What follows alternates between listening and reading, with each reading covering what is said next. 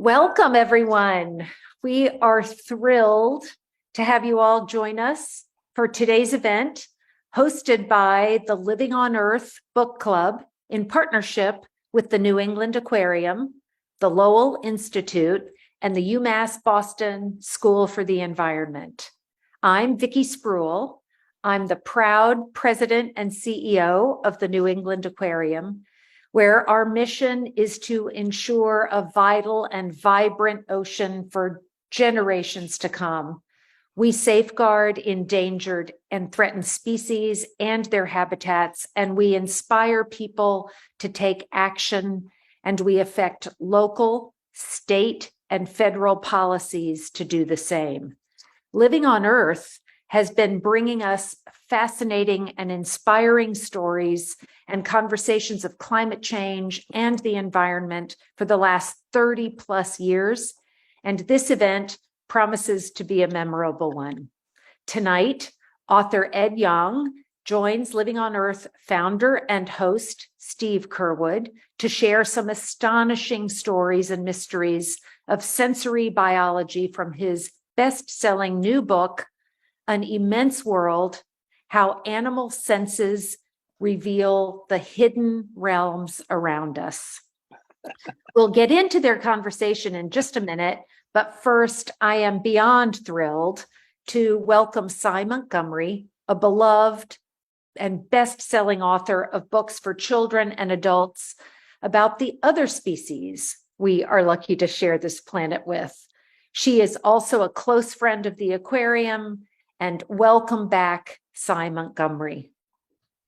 Well, thank you, Vikki. It's always my pleasure to have anything at all to do with our aquarium. I've spent some of my happiest and most meaningful hours ever bent over our octopus tank, my arms in the freezing cold water and my skin covered with dozens of soft, white, grasping suckers. And here I've made some of my dearest friends of my life, some of them vertebrates, some of them invertebrates. The only problem is when I get home, I have to explain to my husband what all of these hickeys are doing. He's come from. I've gotten those too. Yes, we match. Oh, man. Well, anyway, and I'm thrilled to be having this lecture in connection with my friends on Living on Earth. Steve Curwood and I go back for several decades, and we've spent some time together in the octopus tank. Oh, yeah. He sure has. I think that Octavia was going to pull you in, Steve. That was pretty awesome. And I am just so proud to have worked with this Pulitzer Prize-winning journalist and visionary radio host for as long as I have, and to call you my friend. And I'm especially honored to be able to introduce Ed Yong tonight. I've followed his work for years. His articles in The Atlantic during the pandemic were absolutely the most penetrating reporting that we got on COVID, for which he justly won a Pulitzer Prize. He's written articles for all of the greats: National Geographic, The New Yorker, The New York Times, Nature, New Scientist, and lots of others. He's written another wonderful book, but tonight I want to talk about this one. This one, An Immense World, is about the sensory world of our fellow animals, and it is an absolutely riveting book. It is so full of wonders that one of my neighbors, who is reading this for his book group, told me it's like drinking out of a fire hose. Mind you, I write about animals for a living, and I should know this stuff. And yet, every page of this book held for me something so exciting I would gasp in awe. For instance, that parasitic wasps have receptors at the end of their stingers that they can taste with, which they use to lay eggs. It's strange enough that sea scallops have eyes, but weirder yet, each eye, of which there can be 200, sitting on the tip of its own separate tentacle, has not one but 2 retinas, and each of the 2 retinas has a different kind of vision. I can't even believe this stuff. Cryptochromes, the eyes of sea turtles allow them to sense magnetic fields. The duck that you see on your local pond has wraparound vision. So you can tell by this book that Ed has had so much fun reporting this thing. Mm-hmm. To write it, he's been punched by a mantis shrimp, shocked by electric fish, kissed by a seal, and struck at by a rattlesnake who, fortunately for us, missed. And I could totally relate because I love to tell people that in my work, I got undressed by an orangutan once, and a very rare bird, which there are only 90 left in the world, was copulating with my head in New Zealand. And my friend Vikki says that the reason we do what we do is just to pet as many animals as we possibly can. But this book is not just great fun. It's more than super informative. It is almost holy by showing us how rich and surprising these sensory worlds are of our fellow animals. Ed expands our world. We humans, he tells us, perceive just a tiny sliver of the fullness of reality. The world we share with these other species is truly far more immense than we humans appreciate, and therefore immensely worthy of far more respect, affection, and reverence than we now accord to our sweet green earth. So now it's my honor to introduce my dear friend, Steve. Thank you, Sy. Thank you, Sy. Just so wonderful. And, Ed, well deserved, because it's just amazing, just ever so often. And, you've been down the hit parade a few times already. I don't know what the response is to this one, but this is like amazing. All these different levels that are in it. And it just is, it's such a joy. So for you folks who are watching us, who haven't read it yet, quick, run out and get it. Although, wait, you have an opportunity because, we can't do this stuff without your support. And if you decide to send us a donation, go to LOE.org and donate at the top of the page, because we're reserving 12 copies of An Immense World, generously donated by your publisher, Ed, to give away to those first 12 people who make such a donation. Just do that at LOE.org. And as I said, the donation click is at the top of the page. But, like Sy, I'm just sitting here in awe, having read the book a few days ago. Louis Mallison, our producer for this segment, he just was really hard to restrain once he got his hands on this thing. So, and I think one of the big things is that this book really is fun. It's for anyone who wants to learn something new about something under our noses. What's the saying, Sy? We don't know what we don't know. And you really just dive into this whole area. And come on, how much fun was this for you? I mean, you were hanging out with scientists in their labs. You were clipping microphones to leaves, under leaves, to eavesdrop on insects. Of course, there's stuff about getting punched by a mantis shrimp. I mean, what? So actually, wow. How much fun did you have? I had an absolute blast. I did about half of the writing and the research before the pandemic began, and then finished the second half in the middle of my COVID reporting. And I am not exaggerating when I say that in many ways the book saved me. It provided it was like mainlining joy and wonder at a time when I think I certainly, and I think all of us, could use a lot more of it. And the escapades that you talked about, interacting with animals firsthand, are of course wonderful and a huge amount of fun. But I think one of the things I love the most about this topic, the ways in which animals sense and experience the world, is that it is so scientifically and philosophically rich that just sitting at my desk and thinking about it is enormous fun in itself. You know,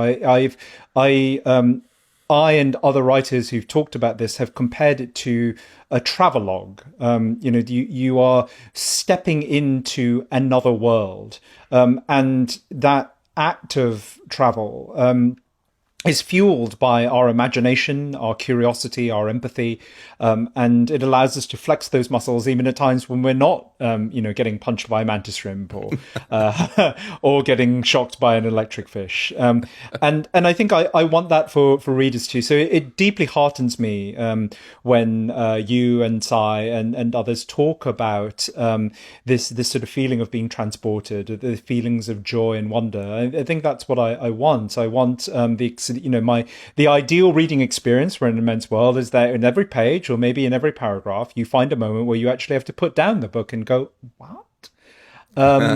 Because that was very much the experience for me writing it. I learned so much. Right, and that's certainly the experience of reading it.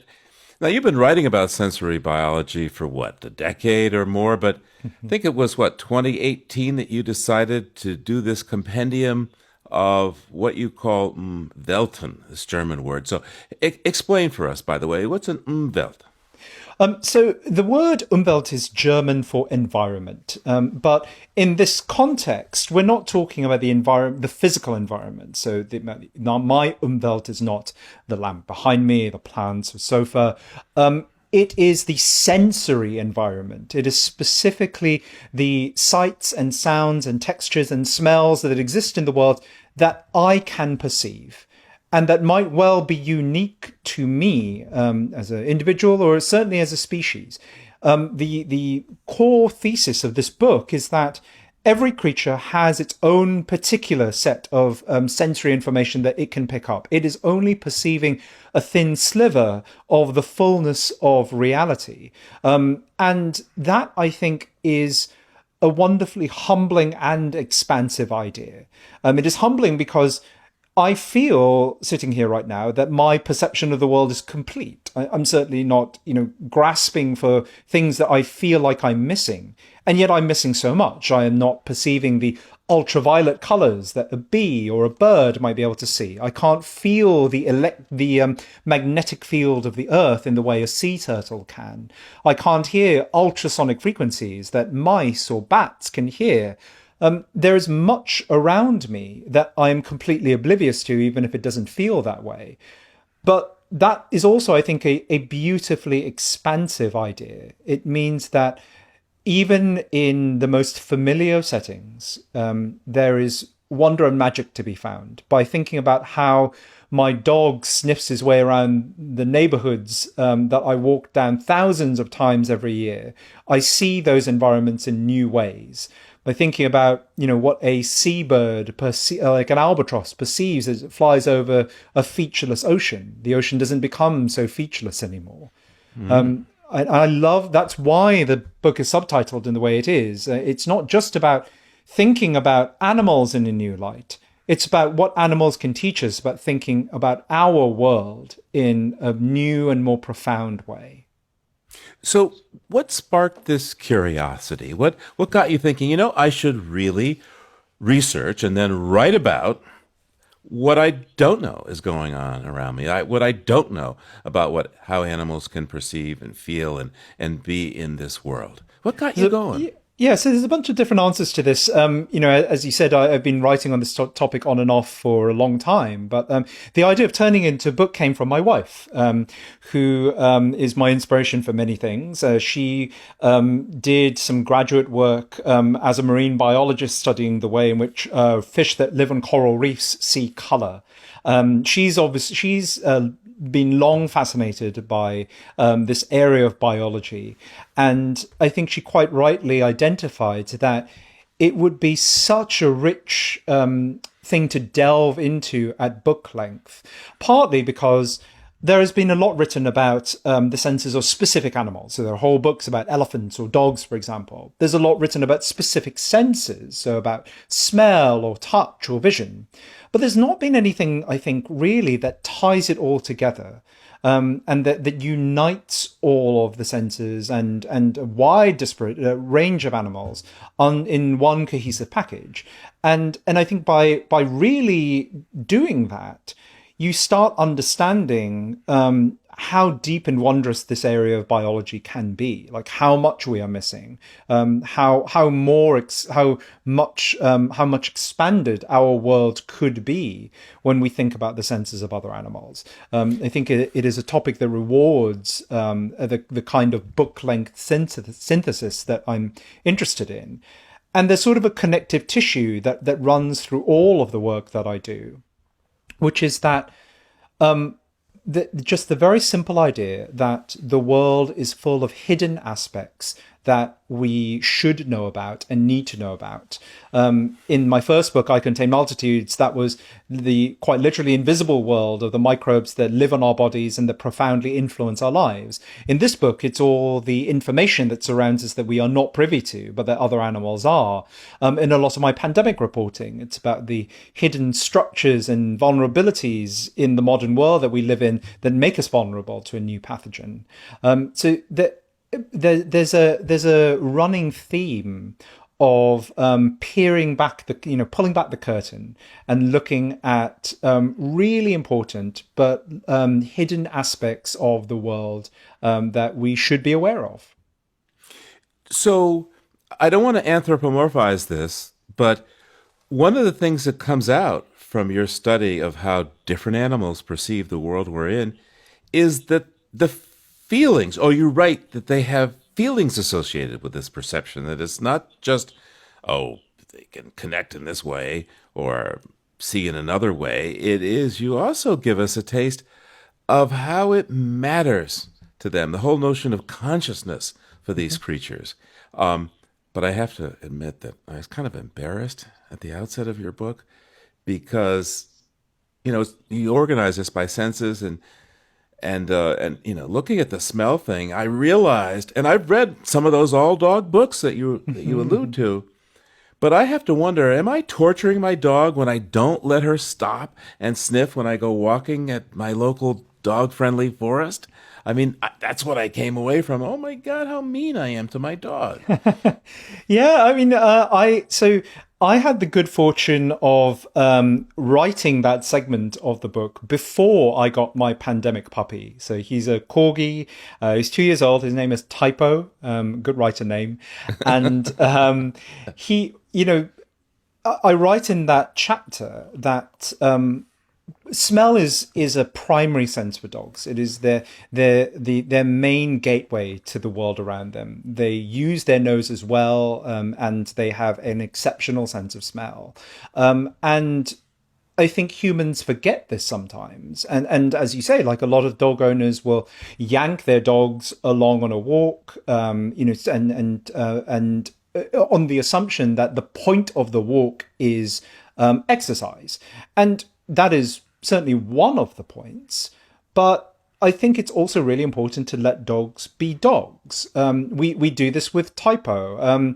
Whenever, at least once a day, one of our walks is a dedicated smell walk, which means that he gets to do what he likes. He sets the pace, he sets the agenda, and the agenda is largely sniff everything that he can put his nose to. And that is his way of interacting with the world. It is his way of exploring, of understanding. When he sniffs a patch of sidewalk that another dog has peed upon, that is very similar to me checking my Instagram and my Twitter feed. It is a social activity. It tells him about what other dogs that he knows about in the neighborhood have been up to, possibly their health, what they've eaten recently. And by depriving him of if I was to deprive him of that, I think I would be severing him from a really important part of his doghood. It would be like if I went on a hike with a friend, and every time I tried to look at a beautiful vista or sunset, my friend covered my eyes and pulled me along. So this is, I think, one of the themes of the book. Like by not thinking about the Umwelten of other animals, we can do them harm. Like we can misinterpret their needs, their behaviors, their actions, sometimes in detrimental ways. And conversely, by thinking about their senses, we can afford to them a better quality of life, more respect, and we can feel a more profound connection to them. Indeed. So thank you for that. And there's another jewel of understanding in your book, which is around the perception of ultraviolet light. And let's stick with dogs for a moment, but also us people and maybe even birds to discuss this. Just explain how this perception of UV works for us and dogs and birds, and why there's a difference. So, if I asked you what colors are in a rainbow, you'd probably name all the usual suspects from red to violet. But color vision looks very differently in other species, and the rainbow looks very different. So humans have trichromatic vision. That means we have three kinds of color sensing cells in our eyes that combine to create the million or so colors that we can see. A dog has just two. Rather than three. And so their color vision is more limited. Now, there's this common myth that dogs can't see color at all. That is wrong. But their rainbow is really limited to blues and yellows. They don't get the reds, they don't get the violets, they don't really get the greens in the middle.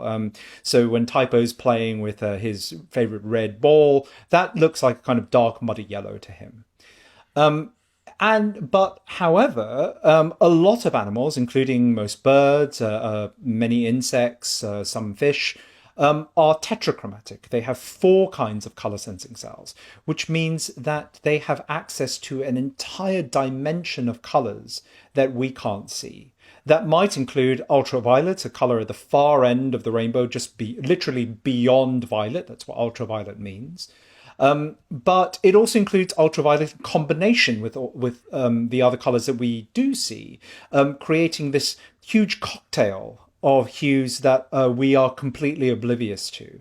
And if you have this kind of vision, then a lot of the world looks very different. So a lot of birds where males and females look identical to our eyes, the sexes actually look very different to the birds themselves because they have the ability to see all of these extra colors that we can't. To animals with ultraviolet vision or tetrachromatic vision, flowers can look very different. A lot of flowers have vivid ultraviolet markings on them that guide insects to sources of nectar. So a sunflower, if I ask you what color a sunflower is, you probably say yellow. But to a bee, a sunflower has a vivid ultraviolet bullseye at its center.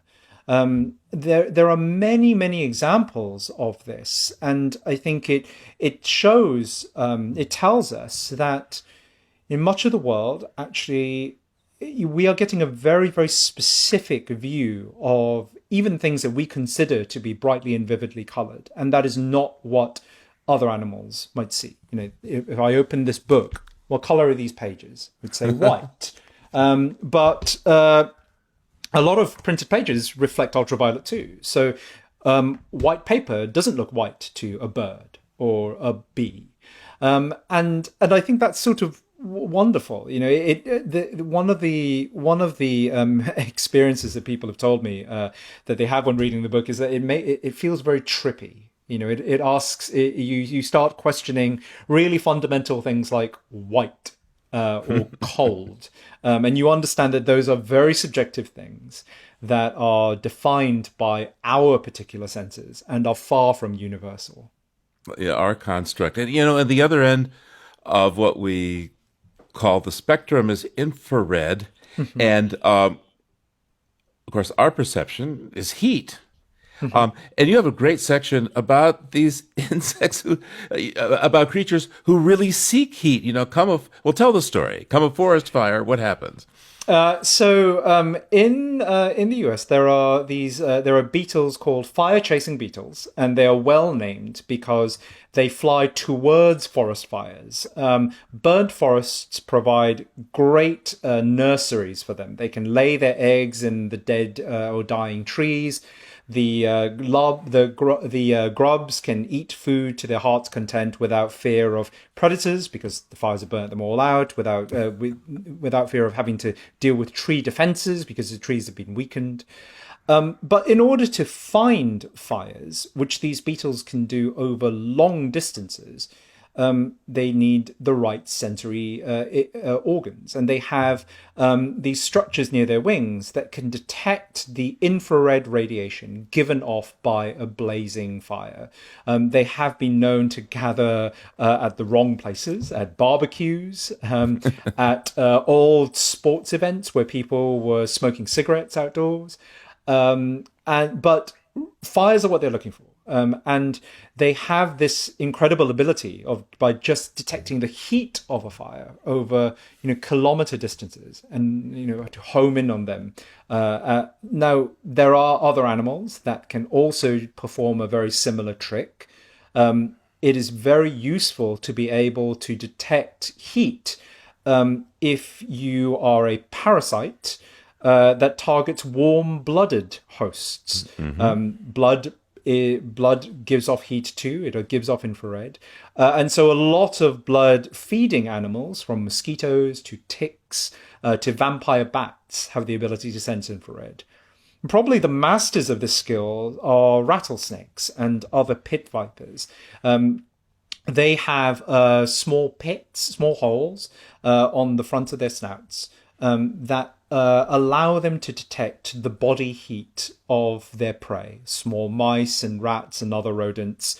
A rattlesnake can find and strike a mouse in complete darkness. Even blind rattlesnakes can do this because their ability to detect body heat, to detect the infrared radiation given off by warm prey, allows them to hunt even in complete pitch blackness.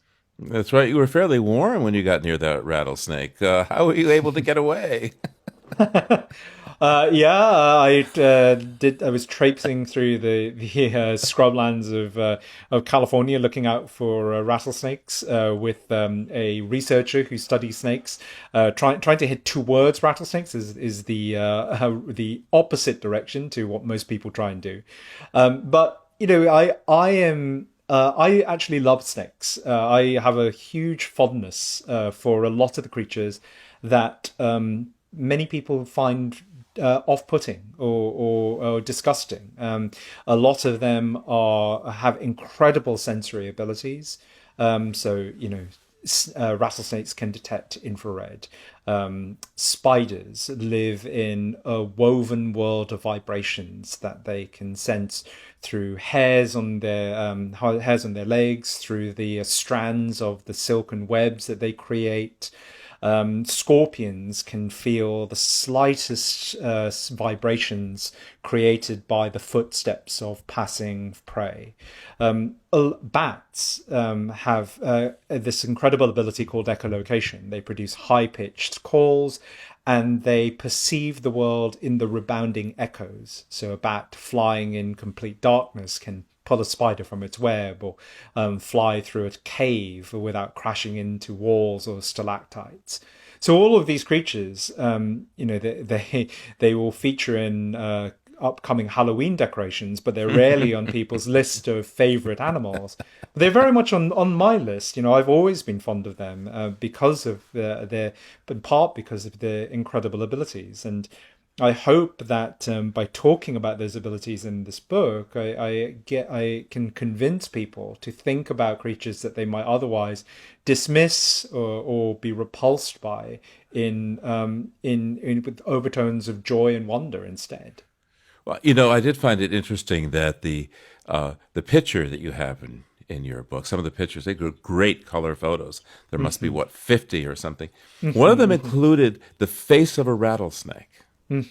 Yeah. For the first time, I saw this really artfully done photograph of a rattlesnake's face, not about to strike, not with the mouth open, which is sort of typically what you might see, or the slither effect, but just head on.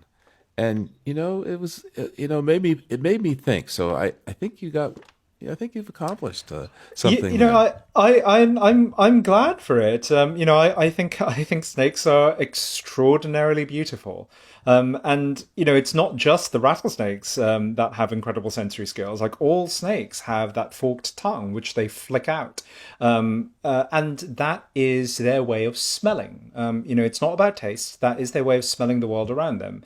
The forked tongue allows them to smell in stereo. So much like I can tell where sound is coming from because I have two ears, and my brain can think about the way in which sound hits those, the timing, and so on. So too does a snake use its forked tongue to smell in stereo, to track down the source of an odor. When the tongue flicks, it does so in a very specific way that creates two swirling donuts of air that draw in odors from around the snake. It's like having two concentrated fans on either side of the tongue that bring in scented molecules towards it.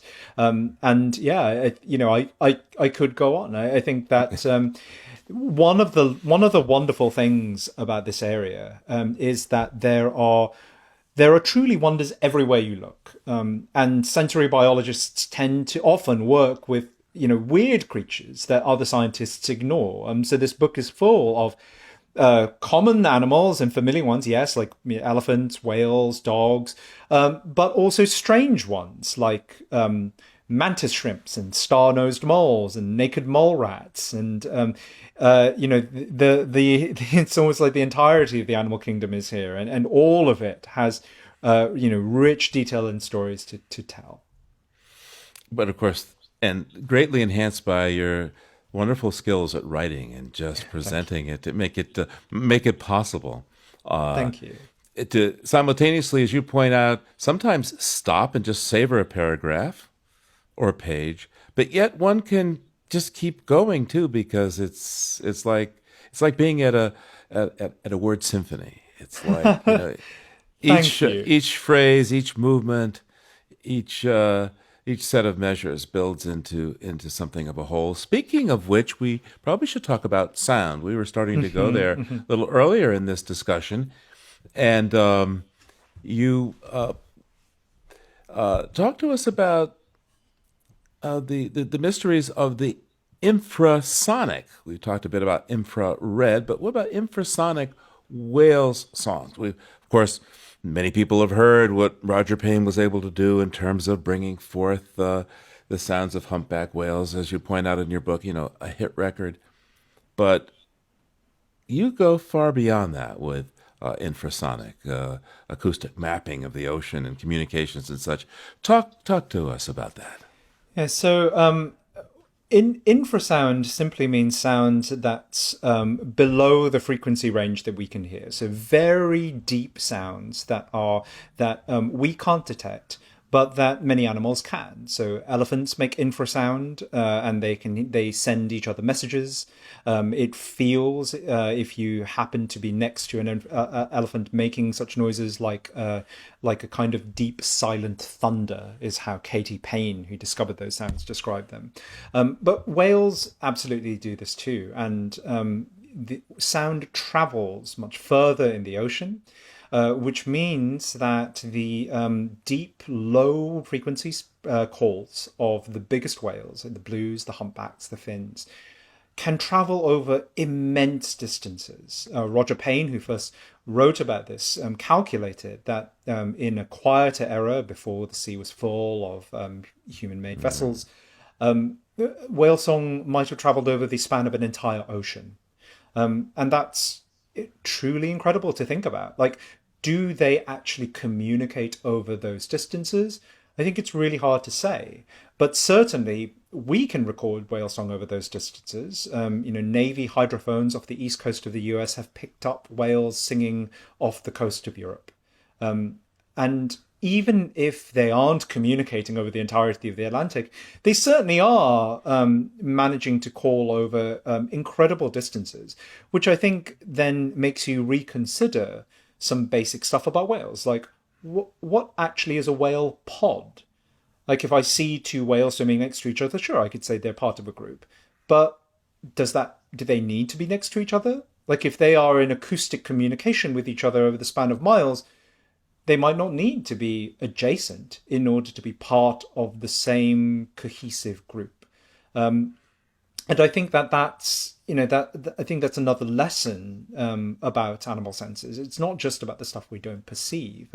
It's about how thinking about what we don't perceive changes our sense of scale about the world. That something as simple as a group can have a completely different definition when you think about something like a whale that communicates in these low frequencies. Yeah, and after reading that section of your book, it made me think, oh, no wonder, certain whales really like to be, well, they like to eat, and there's a lot of krill in the coldest parts of the ocean, down near Antarctica, for example.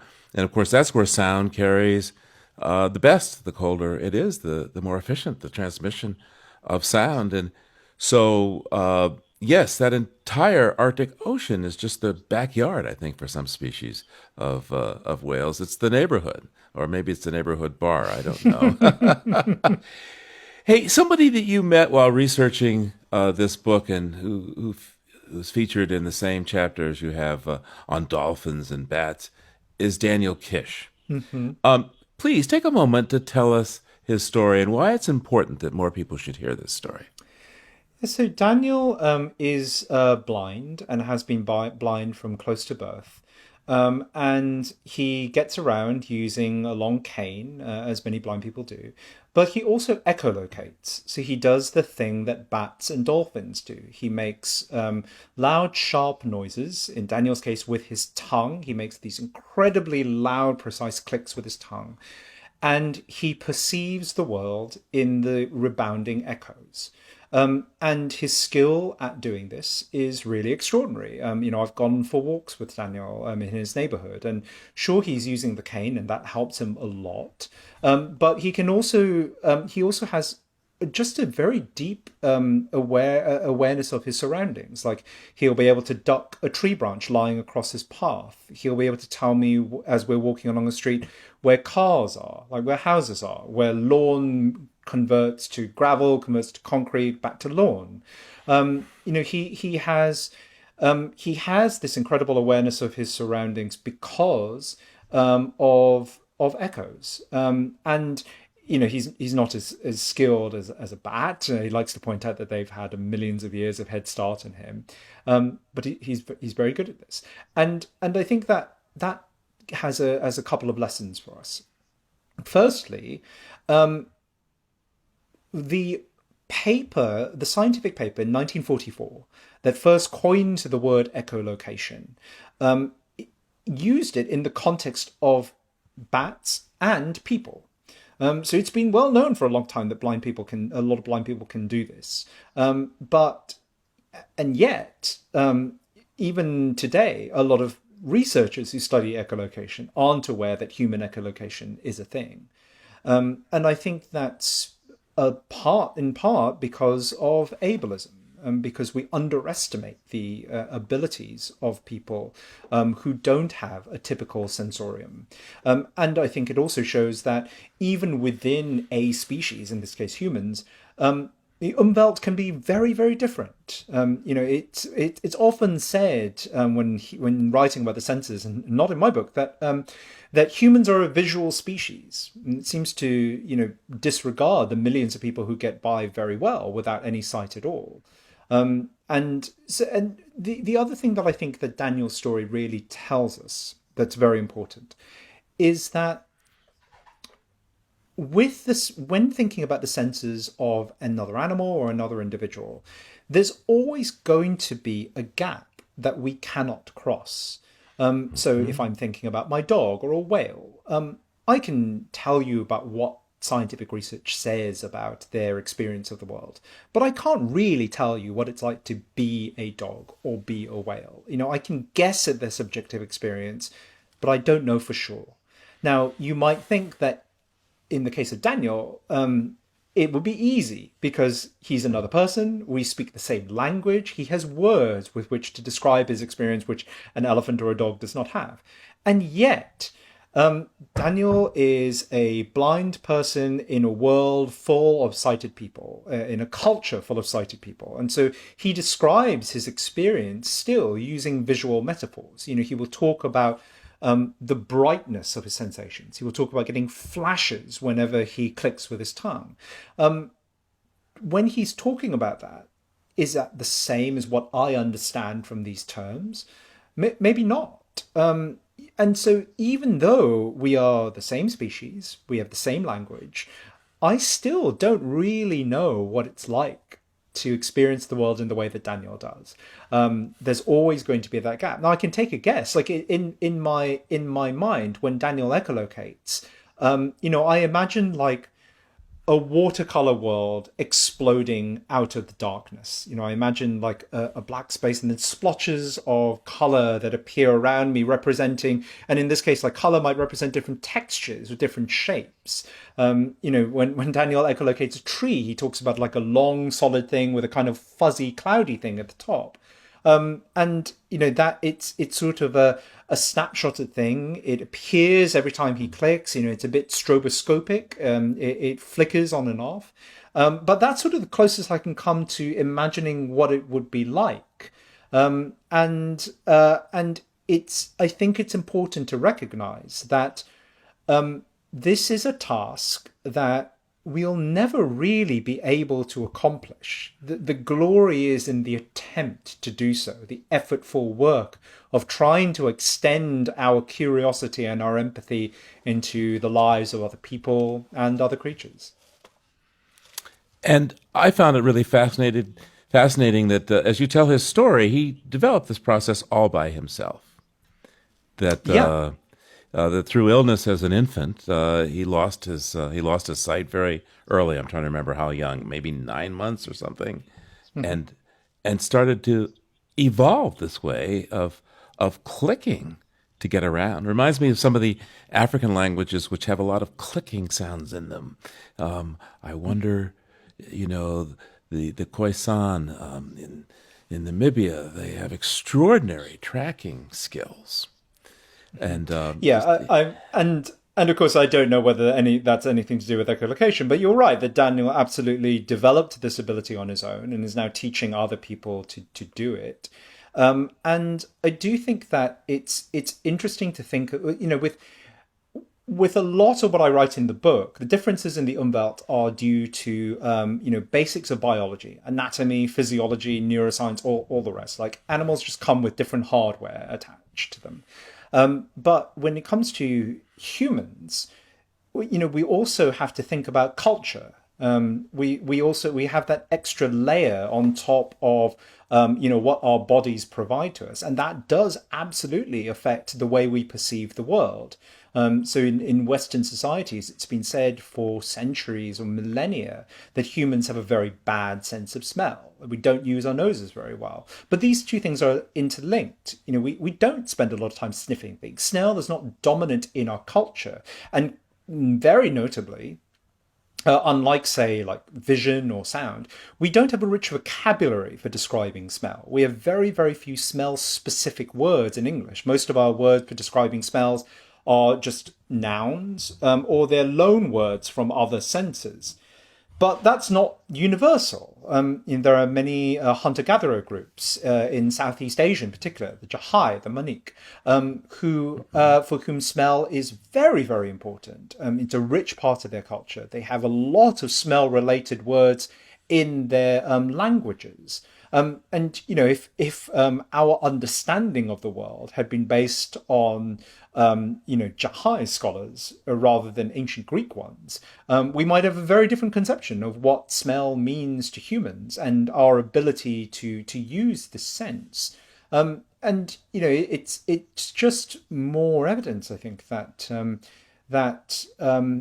there's so much variation across the species and even within a species. So many things to be humble about. Now, one of some people, in writing about the things that you've written about in this book, it will make wonderful and even fascinating sort of generalizations, but don't do the deep dive into the research to demonstrate how this can be told as, dare I use the word, in today's environment, fact, or what's understood, at least at the moment, to be fact. And you spent a lot of time with researchers looking at how they perceive things, and you came across a rather interesting situation. This is about the magnetoreception, the notion that most notice that a number of creatures can migrate along or across the magnetic lines that come out of this planet. But this is a sense that, any migrating animals, sea turtles, seem to have this.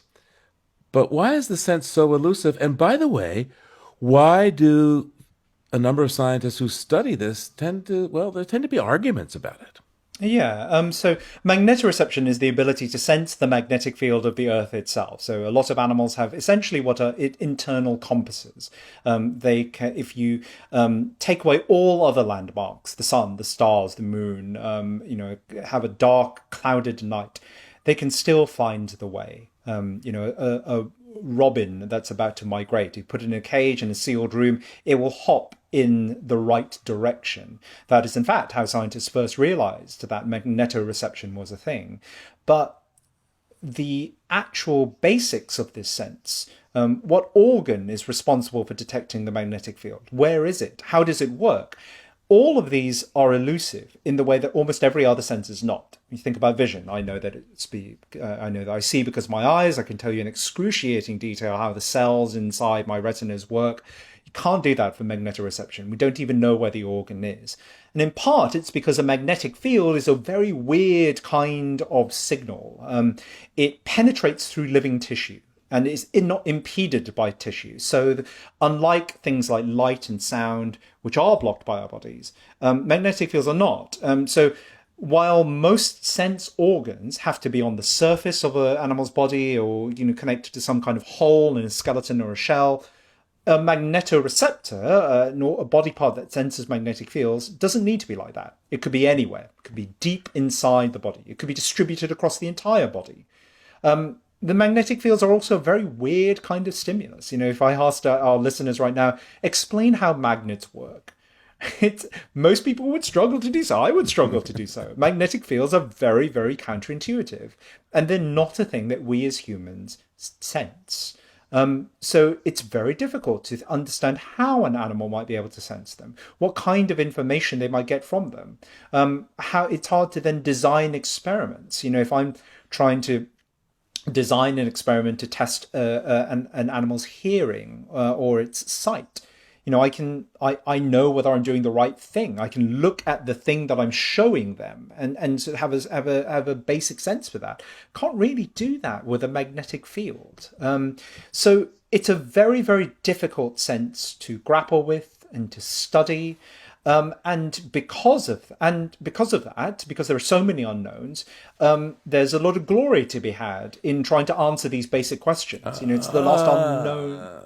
Glory leads to this competition among the scientists. Is that very much so? Yeah, there is a lot of competition. People want to be the first to discover what is the magnetic sensor. Where is it? And that pushes people towards less careful work or towards more attention-grabbing work. And there's been a lot of cases in the study of magnetoreception where very well popularized studies have not held up over time. There's been a flurry of papers that have been retracted, new studies that contradict previous ones. Now, in many ways, this is how science works. It's not a procession of facts. It is a gradual meandering stumble towards less uncertainty.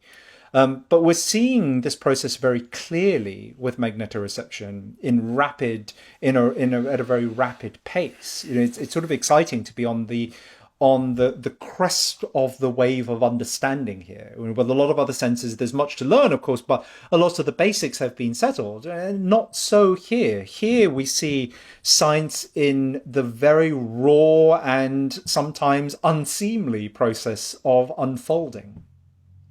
And so, how did you, for this book, distill this discussion, indeed this argument?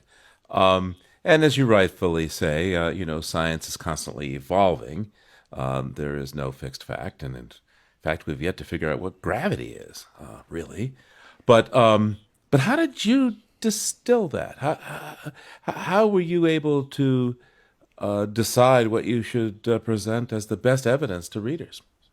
So I think that the wrong way to write about science is to treat it as a sort of procession of facts and established knowledge. I think that there's always uncertainty and there's always nuance, and I try and run towards both of those things. To me, it's much less important to present people with clear answers or smooth narratives than it is to establish where uncertainty lies. For me, it's less about just saying what we know as it is about saying, how do we know this? The process in which knowledge is constructed and refined is really important. So in many places of the book, I talk about how we come to know the things we know. The struggles that people have had along the way. The misconceptions that potholed this road to where we are now and might still complicate the path forward. I think by showing all of that, we understand that what we have right now, what's in this book, is very much a work in progress. It's not settled by any means. It's sort of our best guess at where we are now. But I think I think people, I certainly am very happy to sit with that uncertainty. And I think a lot of readers are too. We understand that things might change over time. But understanding the process of that change is so much more important, I think, than giving any particular snapshot in time. Well, except that even though there's a lot to still be learned, you're quite firm in your view that humans, us folk, we are really disrupting this planet and the creatures living on it in so many ways. I mean, how our human activities are having such negative impacts on wildlife, despite our supposedly superior sight. I'm thinking of both noise and light, for example. Yeah, so the final chapter of the book talks about this issue of sensory pollution. So that's where we have flooded the world with too much information, too much light in the dark, too much noise in the quiet.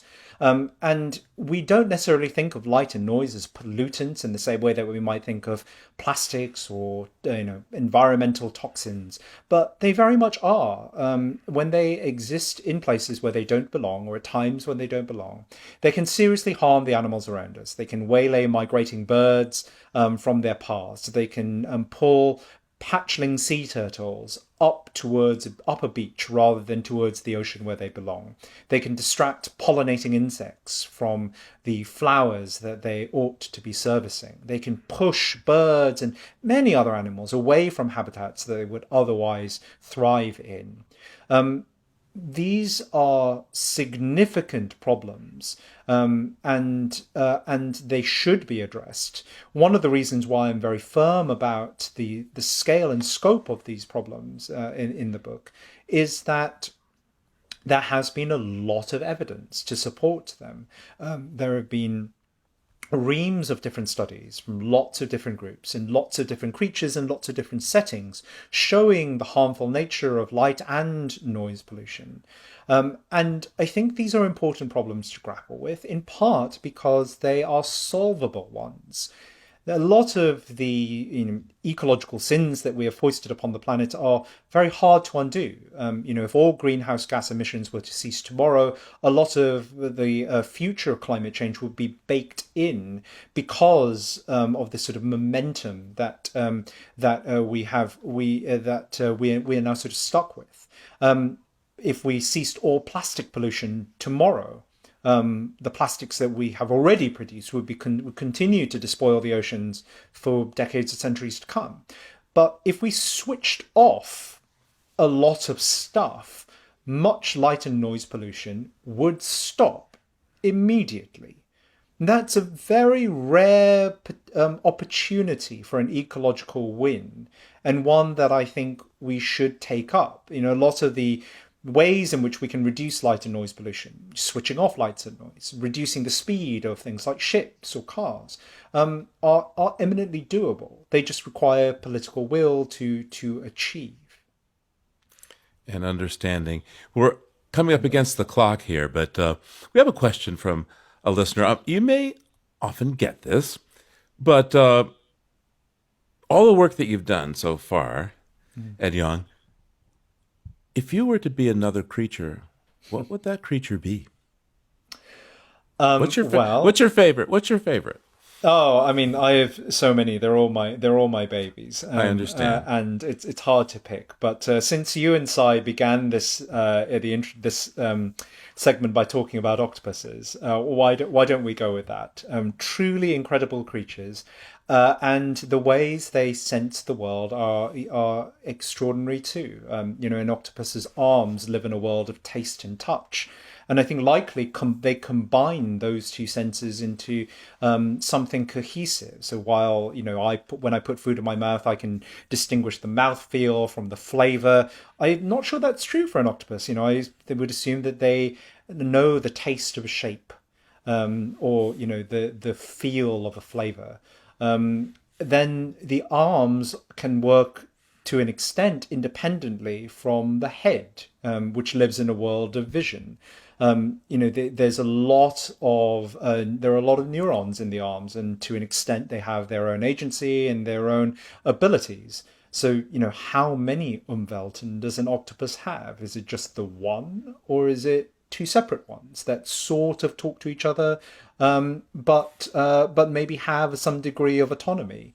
How does one think then about bringing all the senses together, as all animals must do, when you have such a radically different organization of your body, of your nervous system? An octopus's body is a thing of infinite possibility. Is that the same for its brain, for its senses?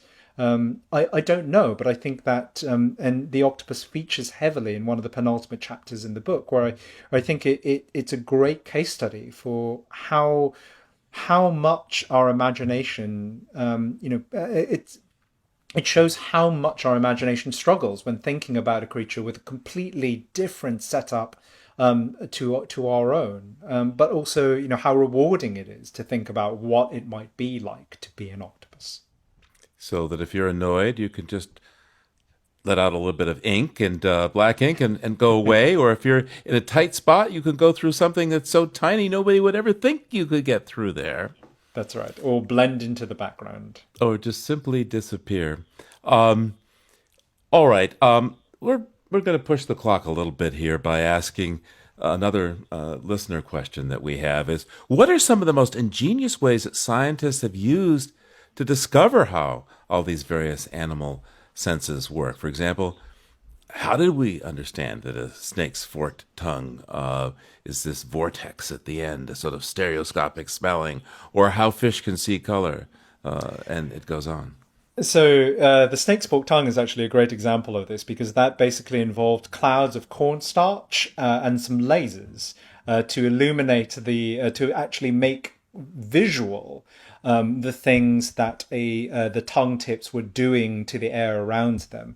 And a lot of the ways in which scientists study the senses are similar to that. It's about taking stuff that is invisible or imperceptible to us and transforming it into a medium that we can sense. So you have infrared cameras that can allow us to spy on creatures that operate in complete darkness. We have ultrasonic microphones that can make audible the high-pitched noises that bats can make that we can't normally hear. Even something as simple as a clip-on microphone and an amplifier is something you can buy from any Radio Shack. If a Radio Shack still exists, I don't know. I wish they were still around, being a radio guy, but yes, it's very simple equipment, yes. Radio Shack equivalent. You can use that to...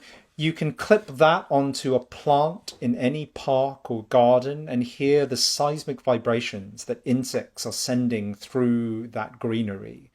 So a lot of it involves transformation.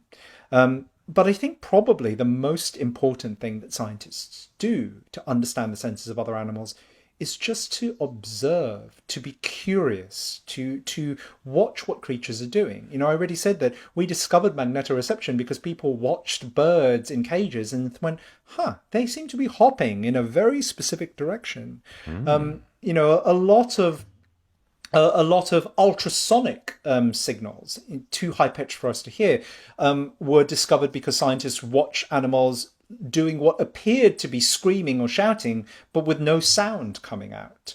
Echolocation was discovered when people watched bats flying under conditions that would seem to be impossible to fly in, under complete darkness, and yet still finding their way. The electric sensors of many fish were discovered when people watched fish that can create their own electric fields swimming backwards and avoiding obstacles, as if they had this sort of omnidirectional sense of touch around them. A lot of this comes from just patient observation, from curiosity about the world around us. And I think that's one of the things I really hope to instill in readers of this book, that rather than walk past an animal, rather than trying to shoo it away from our homes or any of those kinds of reactions, I would hope that it makes people stop and watch and think about the other creatures that we share this planet with. Well, this has been such a tour de force of exposition of our world. Thank you. It's really wonderful. I have a number of requests for people to ask you, well, what's next? But I think that we should simply savor this and let you cogitate about what it is this next project is and how you're going to work on it, because this is such an extraordinary one. Let me just say that we're grateful to our co-sponsors for tonight's Living on Earth Book Club event, the New England Aquarium, the Lowell Institute, and our home at UMass Boston and the School for the Environment there. And I think Jenny Doring, our producer, might put up a slide with a picture of your book, Ed, and Vikki Spruill from the Aquarium, I think, has some parting words for us. Oh, she's being shy. Oh, there she is. No, I'm not being shy. You know me, Steve, I'm not shy. And Ed, I am almost speechless. And that never happens to me. I have been writing copious notes and pondering. Thank you for your gift of translation and interpretation, because so much of what you are sharing requires your gift of writing experience. I cannot express to you how moved I have been by this exchange. You are truly a treasure.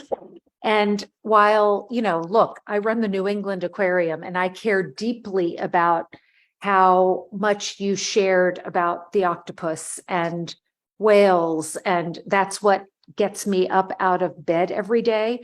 I think what I was most struck by in this conversation is something you said at the top end, which is, what can animals teach us about our world?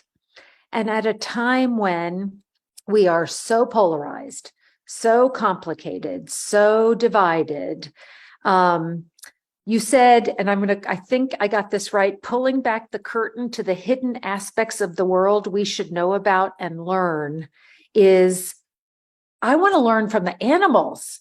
Like, how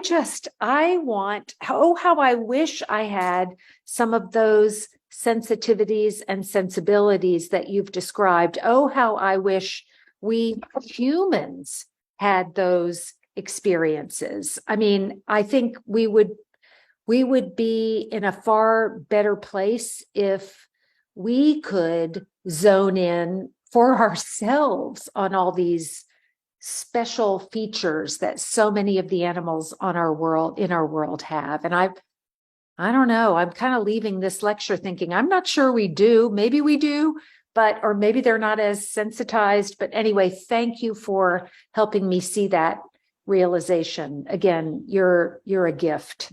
So I have to say that tonight's event was made possible by the generous support from the Lowell Institute. Many thanks to our fellow presenters, Living on Earth Book Club, the UMass Boston School for the Environment, Steve Curwood, who has been dare I say, Steve, 30 years plus friend and colleague. Let me remind you in that vein that we'll be sending copies of An Immense World to the first 12 people who donate $65 or more to support events like these. So if you enjoyed tonight's event and you want more science and stories, please consider donating at Living on Earth at LOE.org, or in the survey you'll see shortly. And of course, there's always the New England Aquarium. So thank you so very much for this gift of an evening. Thanks, Vikki. Thanks, Steve. Thanks, Sy. Thanks to all of you for listening. Take care of yourselves.